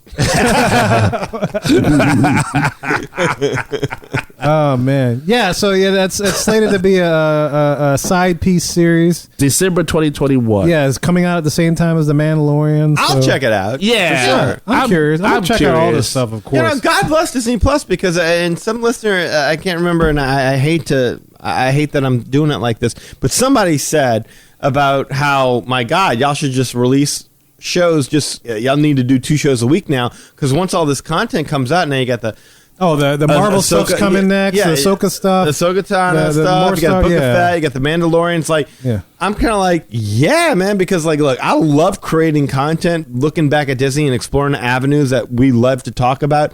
But there's nothing more fun than just watching something and then not talking about it and then sitting down and finding out what each of us thought. This was it's a genius. No, it's a lot of fun. As long as they make series, we'll review them. Absolutely, yeah. And next up on Bat, that kind of closes this season 2 of the Mandalorian discussion. Of course, up and coming 2021, and next up to Bat is Scarlet Witch's story. Oh yeah, WandaVision. WandaVision is the next up to Bat. So who knows? Maybe we'll start talking about that. Yeah, don't get kind of switch gears. Don't get me talking about Falcon the Winter Soldier. I'm still on the fence. Don't get me started. I'm more on the fence about WandaVision. Like, if it's WandaVision, Wanda Sykes better be the lead. What you doing? Honey. Vision, fix your batteries. You better take your green ass you use it to the trash and bring it out on the curb. That's the crazy thing, right? It's like last year after season 1, they satiated the Star Wars fans with having the final season of the Clone Wars. Now we don't have that. Now we have to switch to Marvel. Yeah. Which I'm okay with, but it's like... It's not the same thing. It's like, I'm not going to another Star Wars series that can help me throughout the spring, but, I'm going to this WandaVision, so who knows that? Maybe our next review discussion, along with Soul. We got to talk about Soul. And we'll talk about Soul next week. And I don't know, maybe we'll talk about the Mulan live action. Who knows? Oh, maybe not. That happened. I asked my sister about it because she actually watched it, and I said, how was it? She said, I fell asleep on it 3 times. Oh, I watched She probably had a big meal. It could be. Look, I fell asleep on The Mandalorian with Bill Burr. I fell asleep on Soul. The holidays have been tough. It's been tough. Run hard. I fell asleep on Soul a few times. Yeah, I did too, but it's probably because I was too damn tired. I watched the for the holiday stuff. Yeah, so that's why I want to watch. Yeah, we're going to discuss Soul, but who knows? Maybe we'll talk about Mulan at some point. Yeah, and as soon as y'all leave, I'm going right back to watching Soul. So. Yeah, I'll probably watch it. We're going to record that. That'll be our next show coming out. Hopefully, we'll see. But yeah, a lot of stuff. We'd love to hear what you guys think about the Mandalorian season 2. I know we've had a chance to chat with some of you guys in the group and stuff about Mandalorian things. So if you want to share your opinions, man, we're about to tell you how to do that in just a little bit. Well, guys, we hope you enjoyed that discussion of the Mandalorian season 2. If you want to learn more about us, the Magic Our Way podcast, magicourway.com is the way to go. There you'll find our social media links, past episodes, and more. Also, if you want to share your opinions about this season, you can get in touch with us through the following ways. You can shoot us an email at show@magicourway.com, leave us a voicemail via SpeakPipe widget, or you can call or send us a text message at 1-815-MOWEEKEND.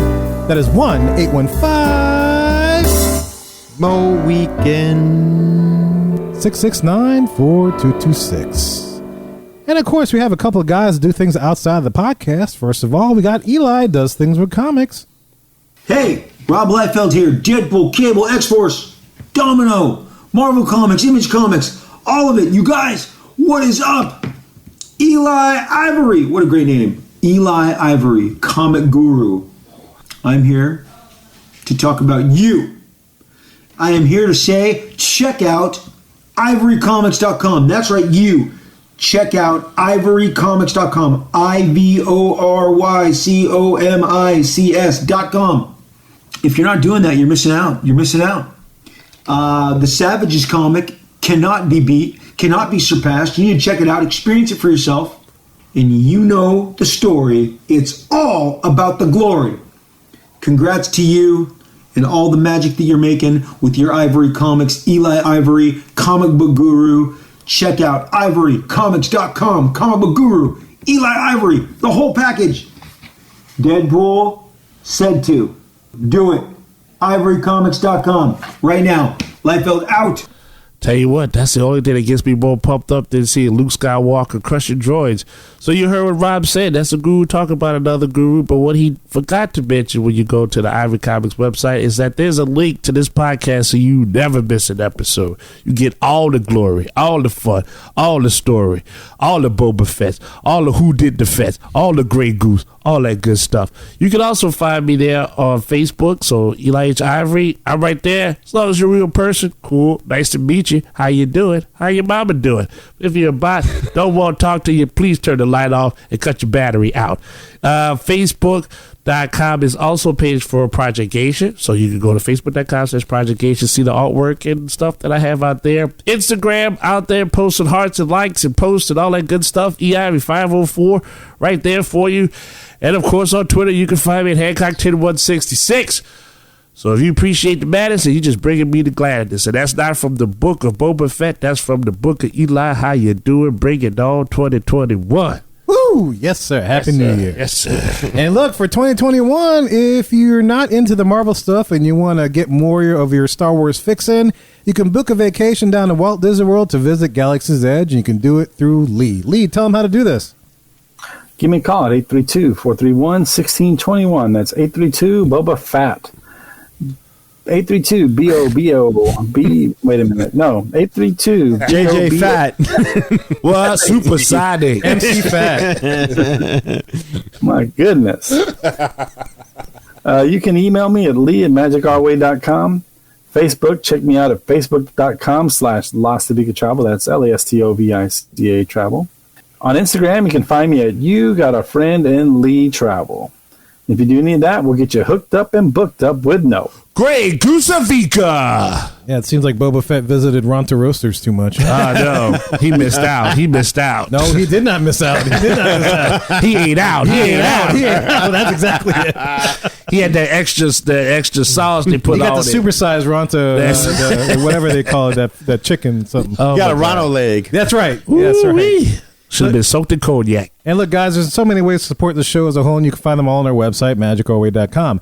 Any way in which you can support the show is deeply appreciated. We also want to take a second and thank you for being a loyal listener, and we always love hearing from our listeners. All opinions are always welcome in the Magic Our Way podcast, so make sure you get in touch with us today. Mohicans, ladies and gentlemen, we say Quaharini. My name is Kevin. And I'm Danny. Magic out!